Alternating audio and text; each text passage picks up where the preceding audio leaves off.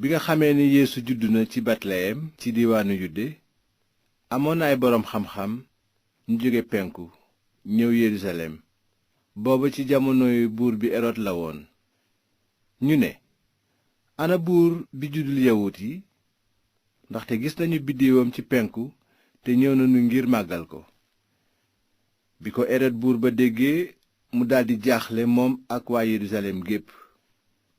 mu woolu nag sëriñ su mag sépp ak xutbakati xeet wa laaj leen fu almasi bi maanaam kirist war a juddoo. ñu ne ko, ci Betleyem ci diiwaanu Yude, ndaxte lii lañu bind jaalale ko cib yonent. yow Betleyem ci diiwaanu Yude du yow yaay yées ci njiitu Yude, ndaxte ci yow la njiit di génne kiy sàmm Israyel sama xeet. ci kaw loolu Erod woolu ci kumpa boroom xam-xam ya di leen ceddoowu ngir xam bu wóor kañ la biddiw bi feq. noonu mu yebal leen Betleyem naan, dem leen fa seet bu wóor mbirum xale ba, bu ngeen ci amee lu wóor nag ngeen xamal ma ko, ngir man itam ma dem màggal ko. ba ñu dégloo buur ba nag ñu dem, te biddiw ba ñu gisoon ca penku ba ni tëll jiite leen ba àgg tiim fa xale ba nekk. ba ñu gisee biddiw ba nag ñu am mbég mu réy réy. ñu dugg ca kër ga gis xale ba ak Maryaama ndeyam, ñu daldi sukk di ko màggal.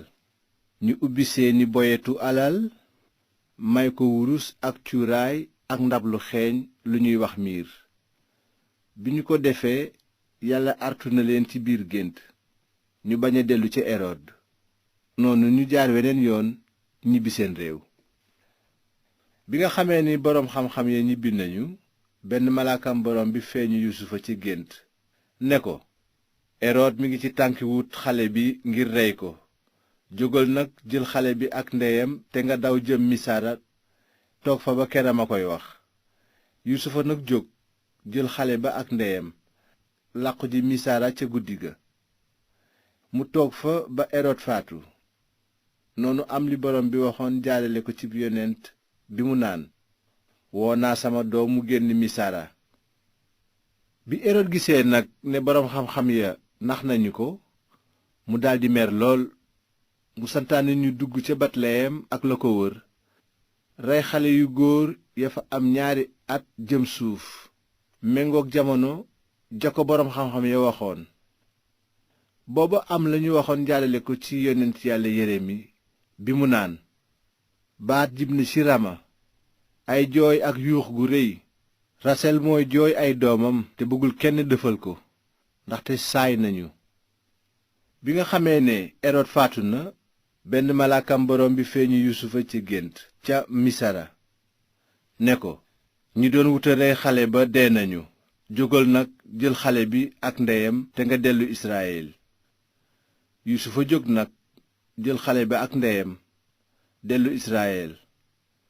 waaye bi mu déggee ne Arkelawus moo donnu Erod baayam ca nguuru Yude, mu ragal faa dem. yàlla artu ko nag ci gént mu daldi dem diiwaanu Galile.